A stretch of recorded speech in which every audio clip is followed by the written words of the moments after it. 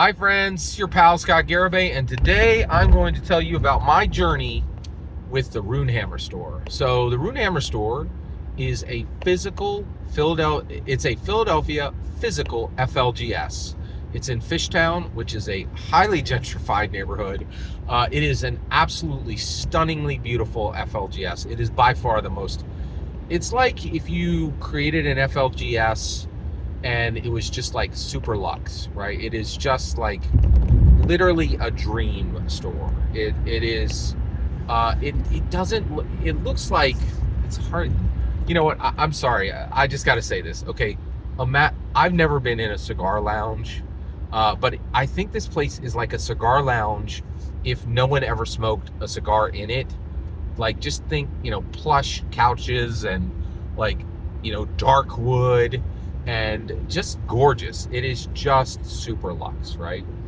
And so I recently broke a seal and I paid a dungeon master to play. I paid a dungeon master $50 to play for me, one person, to play in one session. And that is their going rate, which is astonishing, right? Was it worth it? I'm not going to bury the lead. It was worth 3 times what I paid. If I had paid $150 for my seat at the D&D train heist game with Dungeon Master Katie, I would have been thrilled, right? Only at a 4X would I have even thought about questioning the value of the experience. So it was absolutely worth it. So I want to talk about this. What made this D&D session worth $50 for one person for one session, okay? Well, it is what Runehammer has done, okay? And actually, no, I'm sorry. This is the one thing they haven't done. Today we're going to talk about the players. Okay, so there were 4 people who paid $50 each to play in this session. Okay, and one of them did not show, and I'm going to tell you about the other 2 today. Now, I always like to keep the anonymity of everybody else at the table who is not. Now, the reason I talked about Katie is she's essentially a public figure. She's connected with the shop. She's an employee there. And even at that, I just used the name that she used, right? I don't even know if that's her real name or not. But I'm not going to tell you the names of these 2 other players. And the reason why is that experience is theirs. But I'm going to tell you my memories of them at the table. So first of all, let's identify them. Dragon Ball Z shirt and esoteric Hawaiian shirt. Okay, so one guy was wearing a Dragon Ball Z t-shirt and he was wearing a Phillies baseball cap. Just a regular Joe, but not really a regular Joe. Almost, I'm guessing he's probably a knowledge worker. And I'm guessing that both these guys are knowledge workers. They both clearly, neither one of them came off as wealthy, but they both came off as very collected, sophisticated gentlemen, right? That were on a fishing trip. That's about, like, I don't want to say like these guys were like London proper gentlemen, but they were very nice, right? So and they really brought a lot to the table. So first of all, these guys really helped me. How did they help me? They've been doing this for 7 months. They have been they have been paying 4 seats at $50 a session per person for 7 months at this FLGS. So they are all in on Runehammer Games model, right? They have not hesitated and are saying this is absolutely worth the money, right? Now, so far, all I've done is just say that once and do that once, right?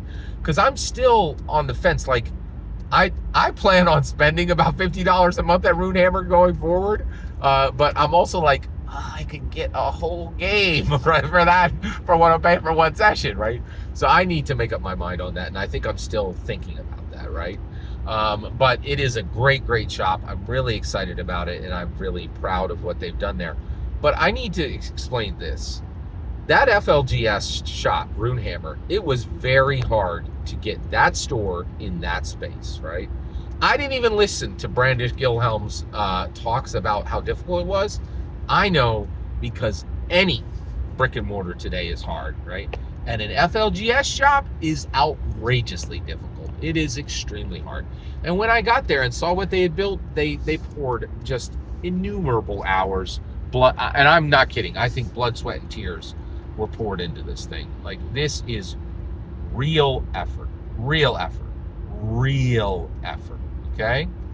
All right. They worked extremely hard on this, right? And these guys came in and encouraged them from the gate, right? And engaged and made sure that there were people at the table at the majority of these sessions, right? And that's not small. These guys have invested hundreds of dollars in saying that a seat at the table in the octagon at the Runehammer store is worth every penny.